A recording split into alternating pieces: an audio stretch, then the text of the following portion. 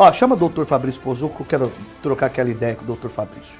Doutor, explica pra gente, pro telespectador, o que é o uso capião. Muitas pessoas, elas se perguntam, né?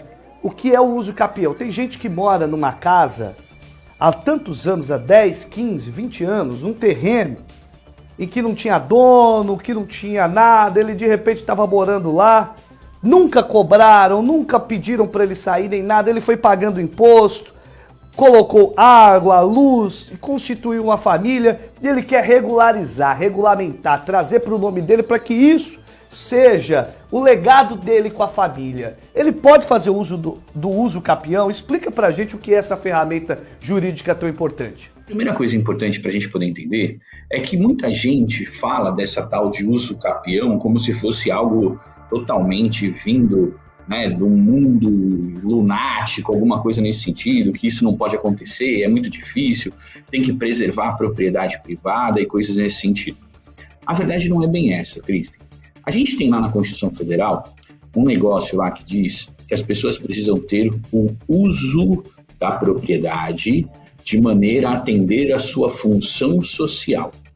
Então, a primeira coisa que a gente tem que lembrar, com base nessas regras da Constituição e da própria lei, é que existem várias formas para você poder usucapir, ou seja, para você ser beneficiário da usucapião. Basicamente, a gente encontra hoje 6 formas de usucapião. Então a gente tem a usucapião extraordinária, que é aquela que a pessoa fica por pelo menos 15 anos nesse lugar, nesse terreno, e que ela está exercendo ali com boa fé a posse, como se dono fosse do lugar. Ou seja, todo mundo passa e acha que a Dona Maria, que está lá naquela casa, naquele terreninho, que ela foi lá, levantou as coisas, fez alguma benfeitoria, pagou água, pagou luz, enfim, ela está lá todo esse tempo. E todo mundo acha que a Dona Maria é mesmo dona do lugar. Nunca ninguém foi lá reivindicar a casa, nunca ninguém foi lá bater na porta para dizer, olha, esse terreno é meu. Então a Dona Maria exerce nesse lugar posse mansa e pacífica por esse período de tempo, de 15 anos. Se ela exercer essa posse mansa e pacífica com boa fé nesse período de 15 anos, ela pode estar fazendo a usucapião extraordinária do imóvel.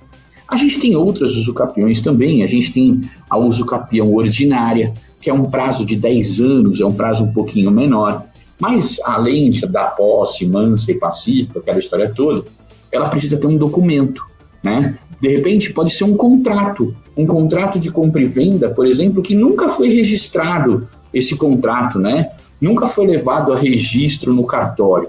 Mas se ela tem um documento, esse início de prova escrita, ela pode fazer essa usucapião ordinária.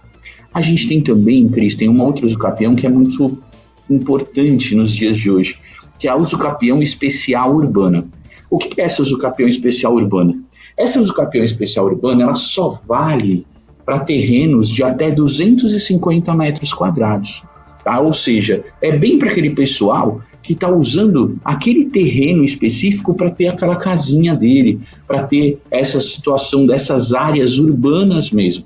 Aquele lote, né, que existe na cidade, que de repente nunca ninguém apareceu lá para dizer que é dono, que de repente no começo até era uma invasão, é verdade, era uma área de invasão, a pessoa não tinha onde morar e acabou invadindo esse lugar. Só que ela foi ficando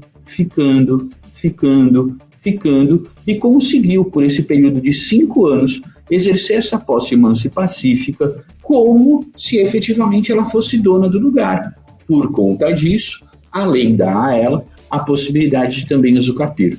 Existe também a usucapião coletiva, a usucapião especial rural, que é a mesma ideia dos 250 metros, prazo de, na verdade não são 250 metros, perdão, são 50 hectares, pelo mesmo prazo de 5 anos, para que a pessoa possa ali morar, tirar o seu sustento, fazer tudo isso, desde que não tenha outro imóvel.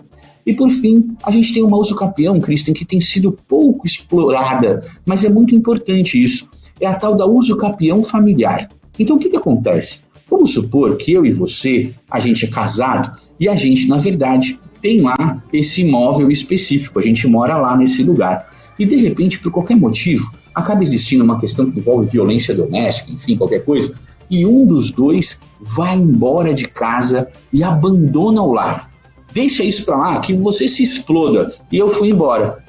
Pelo prazo de 2 anos, Cristian, se isso vier a acontecer, a propriedade também de até 250 metros quadrados, aquela coisa toda, o ex-cônjuge, ou seja, aquele que saiu, eu posso entrar com a ação de usucapião contra ele e ficar com o imóvel só para mim, exatamente por conta dessa situação de abandono do lar e de ter me deixado nesse lugar.